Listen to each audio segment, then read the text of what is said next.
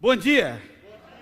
Opa, que bom, vocês estão aqui hoje, glória a Deus, sejam bem-vindos. Já ouvimos a mensagem hoje pelo Fabrício.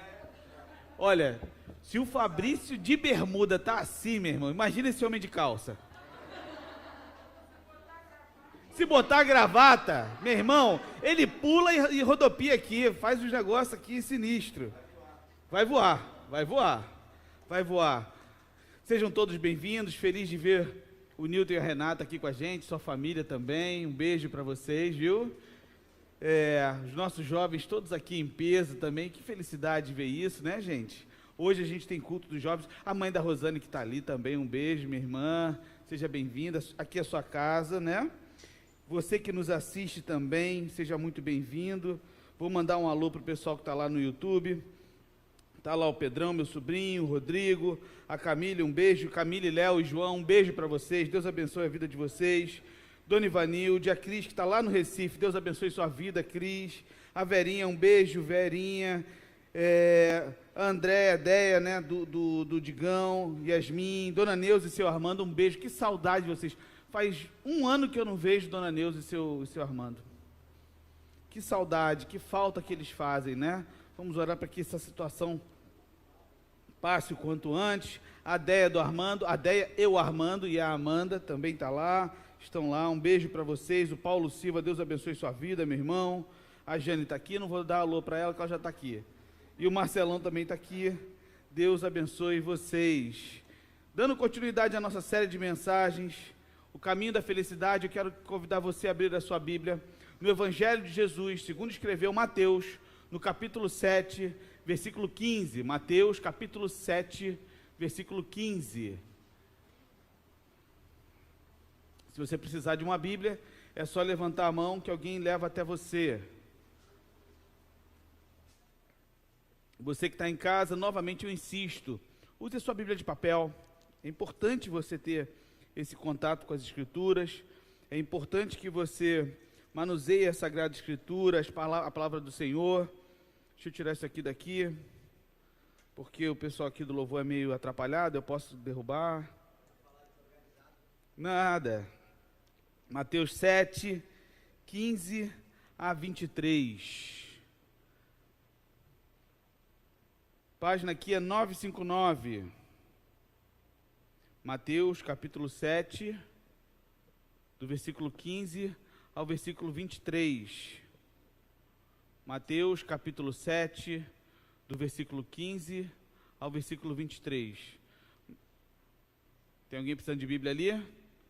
Vai trazer. A Rô está trazendo ali para vocês. Página 959. Mateus capítulo 7, você que está em casa aí. Sara também está aqui, Beatriz Barbosa também. Deus abençoe a vida de vocês. Antes de lermos, feche seus olhos, baixe sua cabeça e vamos orar. Pai Santo, Deus de infinita graça e misericórdia sem fim, queremos te pedir em nome de Jesus, que tu venha falar aos nossos corações nessa manhã, Senhor. Senhor, com todo temor, eu venho te pedir em nome de Jesus, fala ao nosso coração nessa manhã. Ilumina a mente dos teus filhos, Senhor, e que haja clareza naquilo que vai ser falado, lido e dito, Senhor, nessa manhã.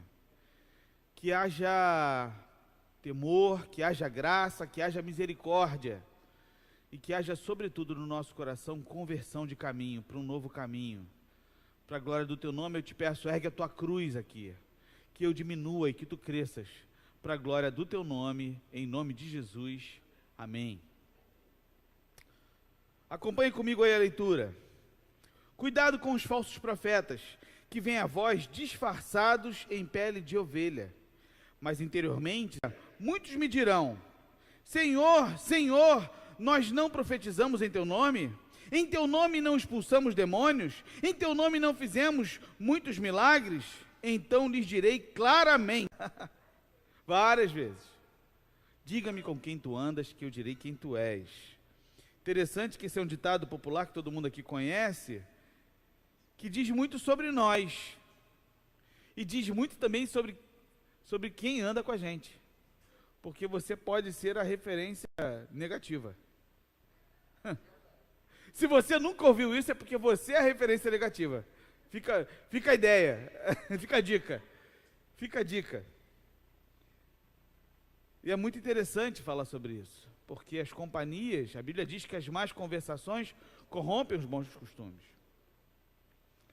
E a gente vai chegando, eu digo infelizmente, ao final da nossa série de mensagens, O Caminho da Felicidade, né? A gente só tem mais 1 ou 2 domingos de pregação nesse texto. Essa jornada que nós começamos no ano passado, do Caminho da Felicidade, e nesse caminho que o Senhor nos ensinou a partir do Sermão do Monte, dos versículos 5, 6 e 7 de Mateus, como já falei anteriormente, certamente ter pregado esse texto foi para mim a experiência mais profunda de crescimento pessoal e ministerial da minha vida. Lembro-me com clareza, Fabrício e Márcio estão aqui que não me deixam mentir, Lincoln que está assistindo a gente, e Armando também, de dizer para eles que a gente iria pregar nesse texto. Eu disse: olha, nós vamos pregar isso e eu acho que isso vai causar um reboliço na igreja. Vocês lembram disso? Eu tenho para mim que nós vamos pregar esse texto e isso vai provocar em nós e na igreja uma celeuma, não sei porquê. Mas acho que essa série de mensagens vai nos confrontar como nunca fomos confrontados antes. E não foi nada diferente disso.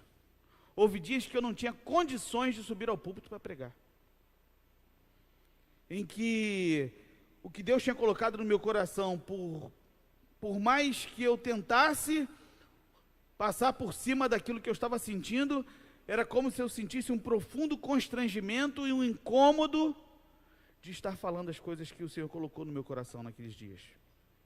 Porque o Evangelho é assim, gente. O Evangelho é confrontador. O Evangelho é desconfortável.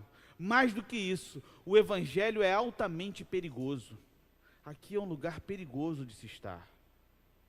Por que é perigoso? Porque ele causa estragos. É como se fosse uma bomba de destruição em massa dentro da gente. E o que ele destrói? Destrói a minha vontade, destrói o meu orgulho, destrói a minha pretensa sabedoria, as minhas pretensas razões. O Evangelho vem destruindo esse negócio todo e vai deixando aqueles alicerces que a gente achava que era, aqueles alicerces que a gente achava que eram a base da nossa vida, destruídos, dilacerados, para colocar uma coisa nova, que é o Evangelho de Jesus. E aí, quando eu percebo isso, eu começo a encontrar o caminho da felicidade.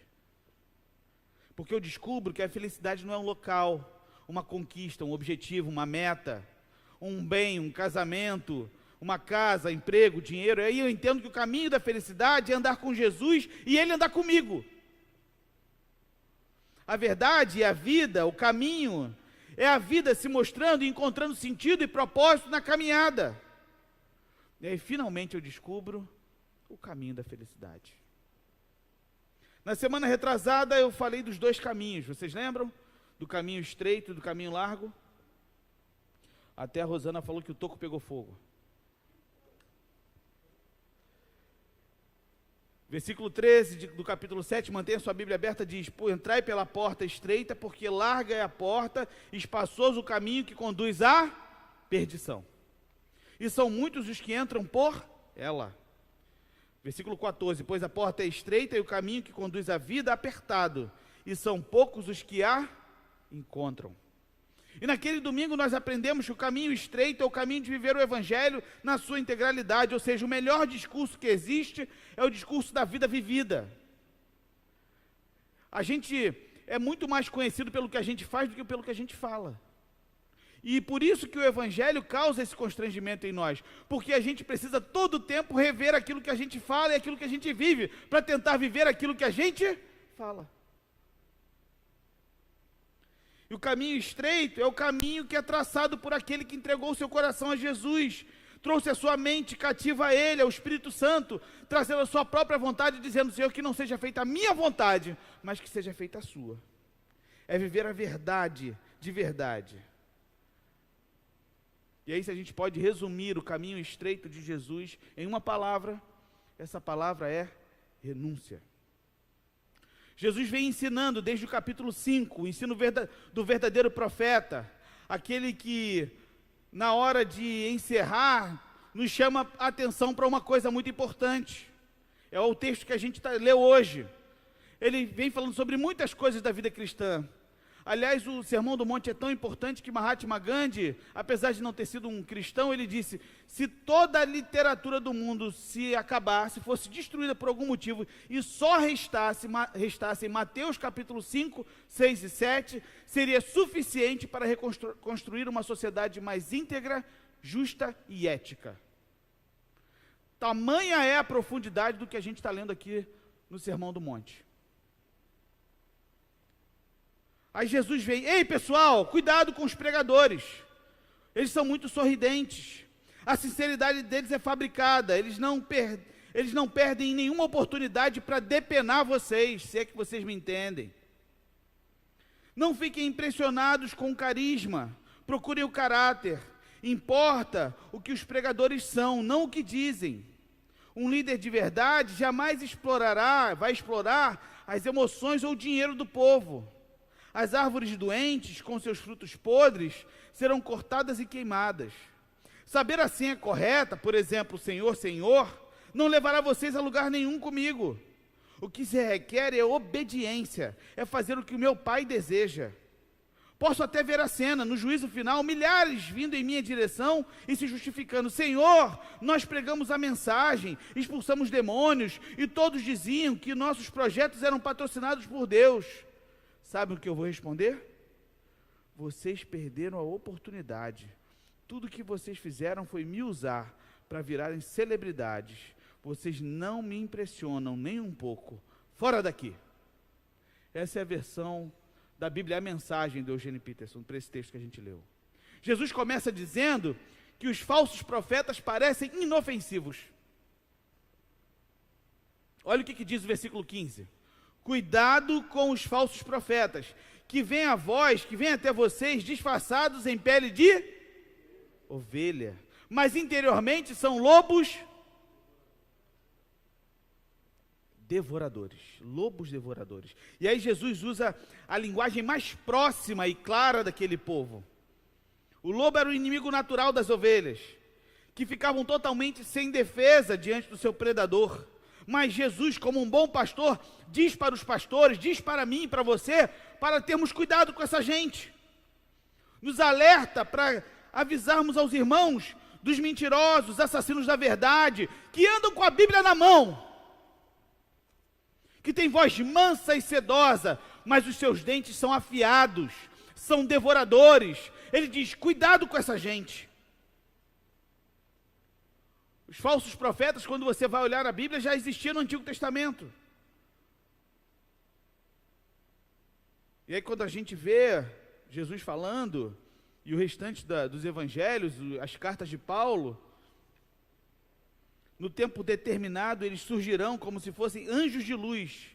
Entre eles haveriam os judaizantes, por exemplo.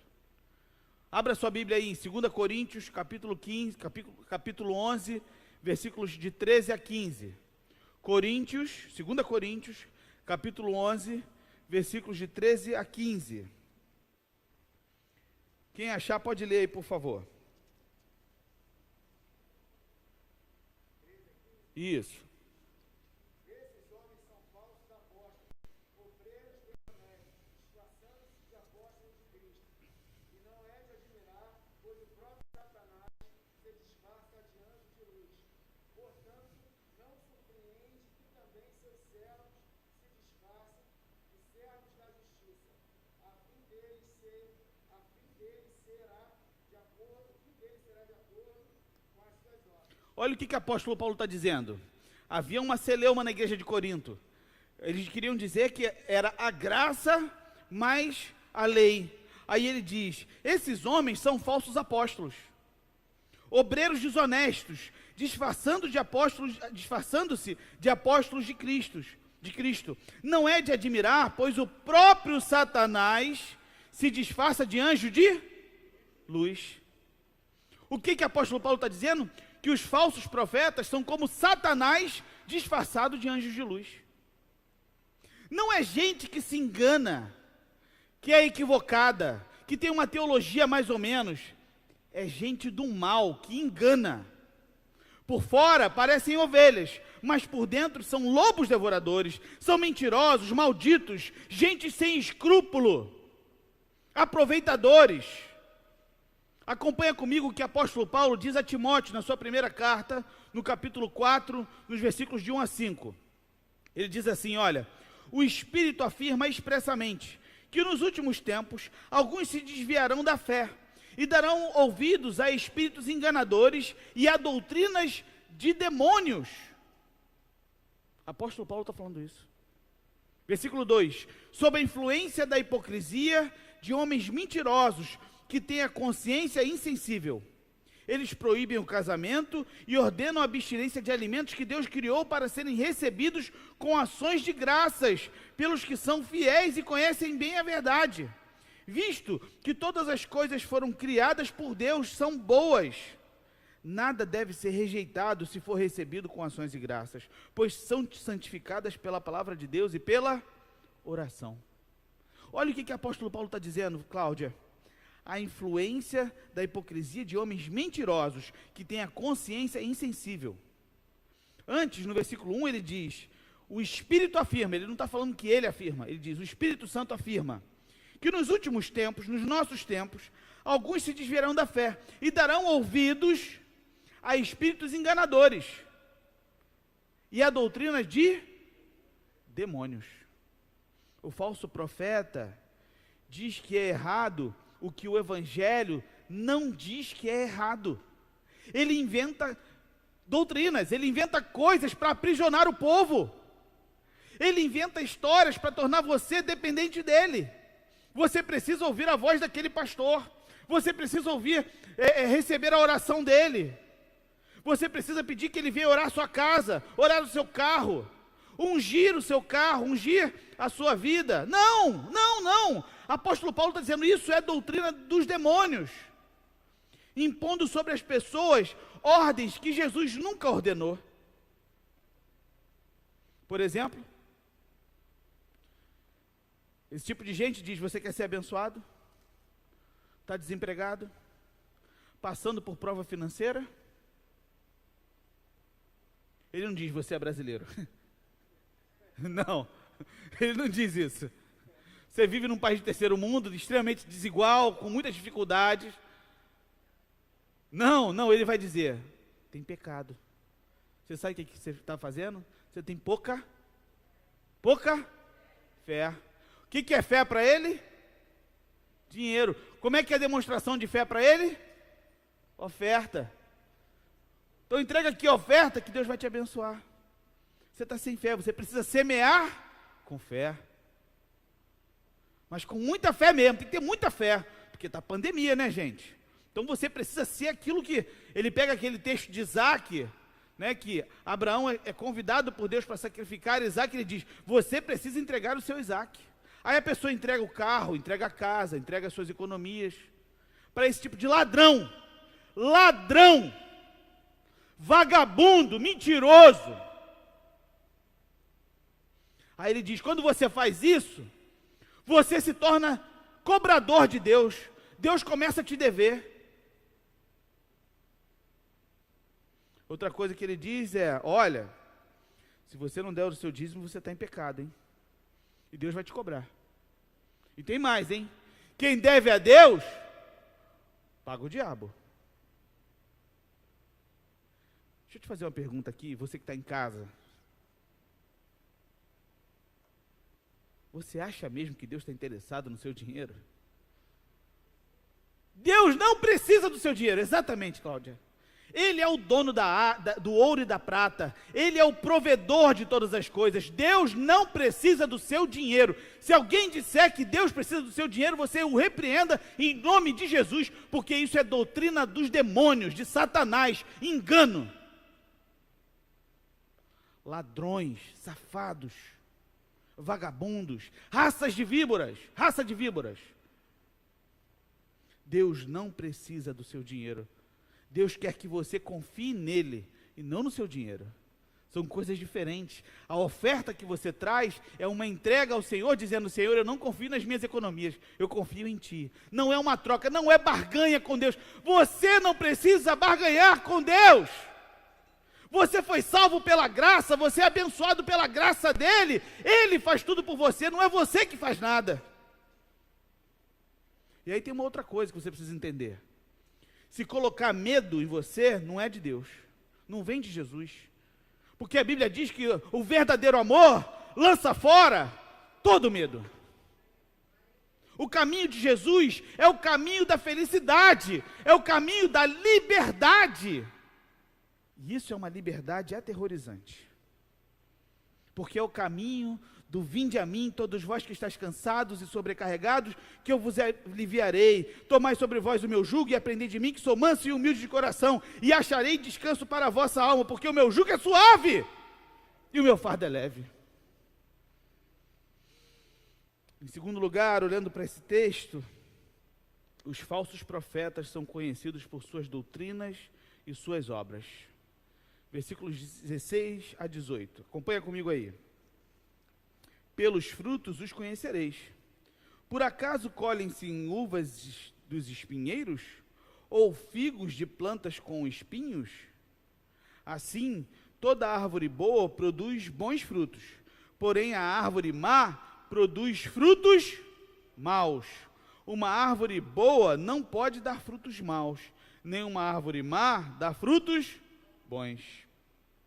Um falso profeta não é apenas um lobo. Ele é também uma árvore má. O seu alimento é ruim, faz mal para a vida da gente. A sua origem é pior, ela vem de Satanás. Isso mesmo, eles são sementinhas do mal. São sementes do mal, são filhos do diabo. A mensagem que está na sua boca é mentira. E aí, por ser uma planta venenosa, uma planta maldosa, nenhum fruto nutritivo pode ser colhido dele. Uma árvore má não pode produzir bons frutos, apenas frutos maus, pois essa é a sua natureza. Tanto a doutrina quanto a vida desse cara é pervertida. Suas obras, suas palavras são carregadas de veneno. Essa noite, eu estava escrevendo a mensagem, e eu estava... Não é fácil pregar isso, gente. É ruim demais. Não é fácil. É muito mais fácil pregar outros temas. Esse não é um tema fácil de se pregar. E eu estava escrevendo a mensagem, porque eu escrevo tudo que eu falo. Nós temos 2 encontros semanais. Aos domingos aqui, às 10h30, e às terças-feiras. Aliás, eu quero pedir em nome de Jesus, por favor, esteja com a gente às terças. É um momento de crescimento, de aprendizado. Você precisa crescer na graça e no conhecimento do Senhor. Marque na sua agenda. Todas as terças, 20 horas, pelo Google Meet. É um momento de aprendizado do Evangelho de Jesus. Não perca essa oportunidade, para não virar vítima desses lobos. E aí você tem 2 explanações do Evangelho. Aqui, com a gente, juntos presencialmente, e no Fala Livre, e no Somos Livres. Os jovens têm também ainda o Fala Livres e a célula, que a gente consegue ir um pouco mais profundamente em alguns outros temas. Mas durante todos os outros dias da semana, eu não tenho dúvida que os irmãos são bombardeados por toda sorte de mensagens do inferno. E você sabe que quando eu falo de bombardeio de mensagens do inferno, que eu quero dizer, eu não estou falando de tentações pecaminosas, não. Eu não estou falando das aflições do dia a dia. Eu estou falando de quando você liga a televisão e vê um pastor pregando um evangelho falsificado. Eu vou mais além. não só um pastor, um líder religioso, pregando alguma coisa que é diametralmente oposta à mensagem do Evangelho.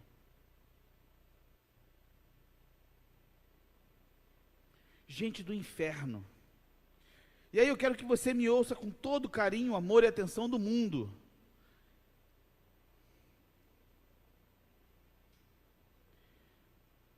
Essa mensagem é uma mensagem muito preciosa, escrita com sangue na cruz do Calvário, e ela não pode ser negociada. A minha vontade aqui hoje era dizer nome por nome daqueles que eu já vi falando coisas contrárias ao Evangelho. Estão escritas aqui.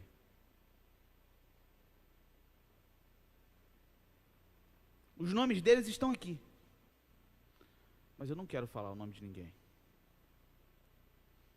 Porque minha esposa é mais sábia do que eu, me chamou num canto e falou: Alex, não precisa falar. Todo mundo já sabe quem são. São malditos, detratores da palavra. Mas Alex, você está pegando muito pesado. Você está sendo muito radical. Eu estou sendo? Então beleza. Vamos para o que a Bíblia diz? Abra sua Bíblia aí na carta de Paulo aos Gálatas, no capítulo 1. Quem pode ler para mim no capítulo 1, do versículo 6 ao versículo 9?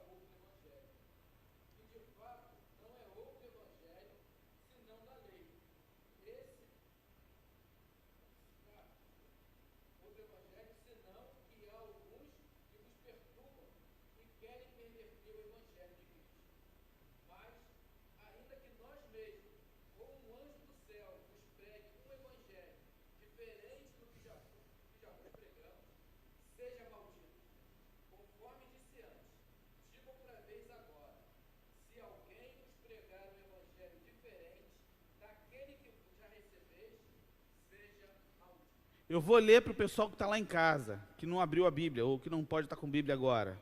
Eu estou admirado que estejais vos desviando. Quem plantou essa igreja é Paulo. Presta atenção, gente. Quem plantou essa igreja não foi Alex, foi Paulo, apóstolo Paulo, o maior pregador da história do Evangelho, Paulo. Aí ele diz para a sua igreja, numa carta, ele diz: eu estou muito admirado do quanto vocês se desviaram tão depressa daquele que vos chamou pela graça de Cristo para outro evangelho, que de fato não é outro evangelho, senão que há alguns que vos perturbam e querem perverter o evangelho de Cristo. Mas ainda que nós mesmos, ou um anjo do céu, vos pregue um evangelho diferente do que já vos pregamos, seja maldito.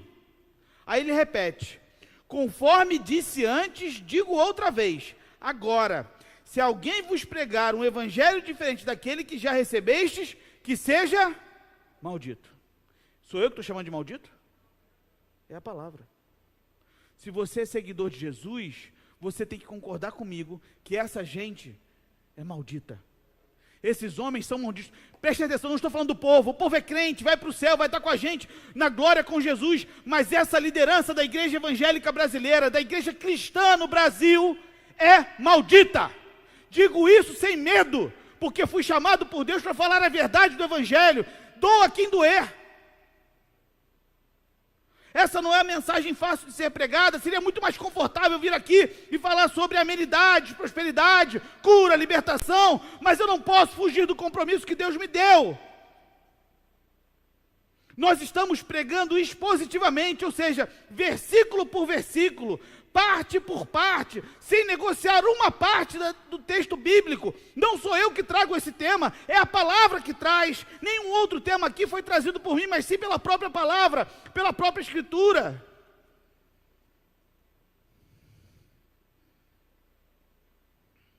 É muito ruim falar dessas coisas. Mas é exatamente o que o Senhor quer que a gente fale hoje de manhã. Deus não me chamou para agradar a homens, mas sim para agradar a Deus.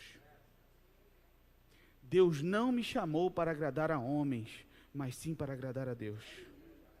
Apóstolo Paulo, nessa mesma sinuca de bico, aí no mesmo texto de Gálatas, acompanha comigo nos versículos 10 e 11, ele diz: pois será? Ele se sentiu como eu estou me sentindo. Não estou mal acompanhado não, ele diz: pois será que eu procuro agora o favor dos homens ou o favor de Deus? Será que procuro agradar a homens? Se estivesse ainda agradando a homens, eu não seria servo de Cristo. Mas, irmãos, quero que saibais que o evangelho por mim anunciado não se baseia nos homens. Por isso é uma mensagem difícil de ser pregada. E isso aqui não é um ataque a nenhum irmão nosso que vai morar com a gente no céu, mas a esses detratores do evangelho, falsários, vagabundos, mentirosos, aproveitadores da fé alheia, do povo pobre, sofredor, que não tem esperança, e vão a esses lugares achando que podem melhorar de vida porque dão oferta para Deus. Deus não tem nada a ver com essa gente.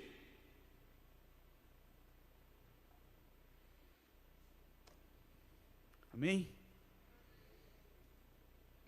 Terceiro lugar, estou chegando no final, gente, 31 minutos. Os falsos profetas serão condenados, o destino deles é a morte. Versículo 19: toda árvore que não produz fruto bom é cortada e lançada no fogo. Versículos 22 e 23: naquele dia muitos dirão: Senhor, Senhor, nós não profetizamos em teu nome? Em teu nome não expulsamos demônios? Em teu nome não fizemos muitos milagres? Então lhes direi claramente: nunca! Do que não saber a verdade é falsificar a verdade. Por isso que não é um ligeiro engano. Você vai dizer: não, mas ele está pregando isso porque não conhece. Não! Ele está tirando vantagem da fé do povo, fazendo Deus de boneco, do seu empregado, brincando com o sentimento e a fé desse povo sofrido. Profeta, eu te digo, eu elenquei aqui 8 características de um falso profeta. Só 8. Um falso profeta fala mais de dinheiro do que de Jesus. Ele para o culto para falar de dinheiro. O importante para ele é o quanto a igreja está arrecadando. Um falso profeta, 2, comercializa o evangelho e vende as bênçãos de Deus mediante ofertas extravagantes. Quanto mais você dá para Deus, mais Deus te dá. Se você colocar 3 aos pés do Senhor, Ele te dá o dobro. Se você der 6, Ele te dá o triplo, e assim sucessivamente. 3, um falso profeta considera a sua palavra inquestionável. Ele não admite ser confrontado, porque ele é uma autoridade espiritual, colocando as suas palavras, as suas profecias e revelações em pé de igualdade com as Escrituras. Ele diz: Deus me revelou. Ele não vai para a Escritura e diz assim: o Senhor fala através da sua Escritura. Ele diz: eu tive um sonho, Deus falou comigo, me chamou para algo especial. Um falso quarto, um falso profeta anuncia, prega e proclama um evangelho antropocêntrico. O que isso significa? Esse palavrão? O homem no centro. Ele só vai falar dele, do homem. Ele vai dizer assim: Deus está falando comigo agora, que está te dando vitória, abrindo a porta, curando, fazendo um movimento aí. Eu vejo um papel, ele estava embaixo, Deus colocou em cima.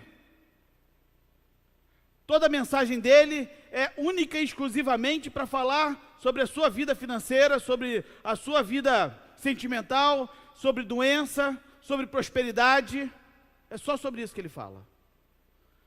É um samba de uma nota só. Coitado do samba, para ser comparado a esse tipo de gente. Mas não prega o evangelho. A Bíblia é apenas um pretexto para ele falar o que ele quer, bem entende.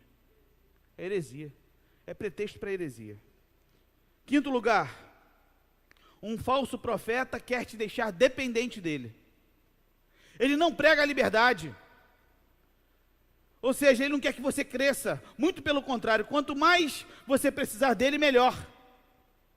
Quanto mais você tiver que consultá-lo para tomar decisões, melhor. Você vai comprar uma casa, ele diz, fala comigo primeiro, que eu tenho que orar. Tem que ver se tem demônio na casa. Vocês estão rindo, mas acontece. Mais do que vocês podem imaginar. Ele não quer que você seja um parceiro na missão. Ele não delega. Ele quer que tudo passe por ele. Porque ele é a boca de Deus. Em sexto lugar, um falso profeta mistura o evangelho com outras religiões. Ele faz uma feijoada de coisas, crendices populares, com passagens bíblicas, coisas da cabeça dele. Mais uma vez, a Bíblia é só um detalhe. Ele só pega um versículo para justificar. Ele tem a ideia, Flavinha, e aí ele vai procurar um versículo para justificar a ideia dele. Por exemplo, sessão do descarrego. Eu não falei nome de ninguém, falei? Não falei. Amor, nem sal grosso, nem arruda, caneta do milagre, rosa ungida, corrente da Nossa Senhora dos Milagres, 7 sextas-feiras da prosperidade, quintas-feiras da amarração, água salgada do mar morto, que já morreu há muito tempo. Água de quem? Não, feijão que cura a Covid. Feijão, Márcio, por favor, veja melhor a televisão.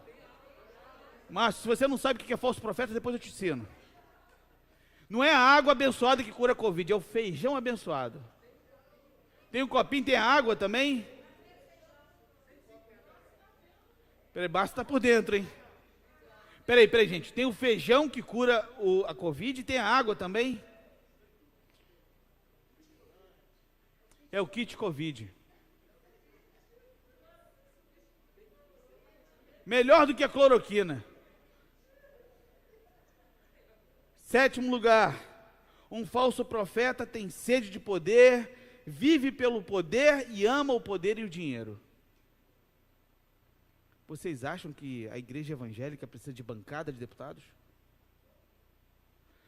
Você acha mesmo que Jesus precisa de deputado na Câmara dos Deputados, no Congresso Nacional, senador, para defender a igreja? Esse povo é o povo perseguido. Não precisa de ninguém para defender. Quem nos defende é o Senhor. Eu não preciso de deputado para me defender, de prefeito, de senador, de vereador, de ninguém, porque quem me defende é o Senhor. Mentirosos!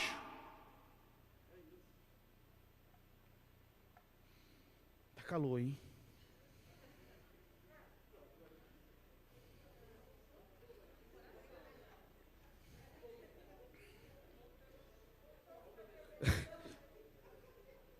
Um falso profeta se considera melhor do que os outros. Oitavo, e em virtude disso se distingue do rebanho, criando e fabricando novos ídolos, novos títulos eclesiásticos. Aí você tem pastor, bispo, apóstolo, apóstolo primaz, bispo primaz, apóstolo maior, semideus. Para ele não é só suficiente ser chamado de pastor, para ele tem que ser alguma coisa a mais. Ele precisa ser maior do que os outros.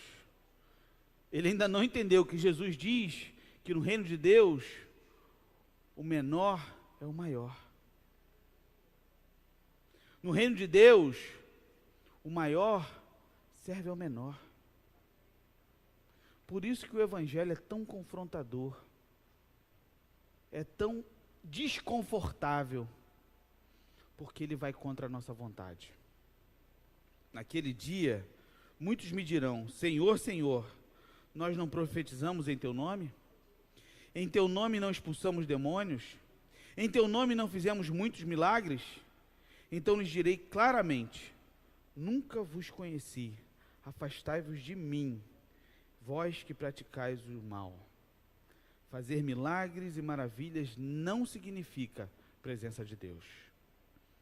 O mais interessante aqui desse texto é que Jesus não desmente os caras. Jesus diz, naquele dia eles virão dizendo que fizeram tantas coisas. Nós profetizamos, nós expulsamos demônios em teu nome, nós não fizemos muitos milagres. Jesus não diz que eles não fizeram em nome de Jesus. Zaqueu, ele diz, vocês fizeram realmente. Vocês fizeram milagres, em meu nome. Mas aí ele diz, nem todo que me diz, Senhor, Senhor, entrará no reino dos céus, mas aquele que faz a vontade do meu Pai, que está no céu. Minha oração por você e por mim hoje, é que a gente nunca caia na lábia dessa gente, e que a gente pratique o que é certo, e viva a vontade do Pai que está no céu, em nome de Jesus. Vamos orar? Pai, muito obrigado pela tua palavra hoje, Senhor. Tem misericórdia de nós. Não deixa que a gente nunca deixe esse evangelho para viver outro. Não deixa que a gente nunca negocie a tua verdade para ficar bem com os homens, mas que a gente viva o teu evangelho como verdade para a nossa vida. Que a gente vista essa palavra como única verdade a ser seguida e vivida nessa vida, com a certeza e convicção de que a nossa vida não se resume apenas a essa, mas sim a glória eterna com o Pai. Que o nosso coração se encha de alegria e certeza de que esse culto pode terminar na glória com o Senhor. Muito obrigado por todas essas coisas. Em nome de Jesus, amém. Que Deus nos abençoe, meus irmãos.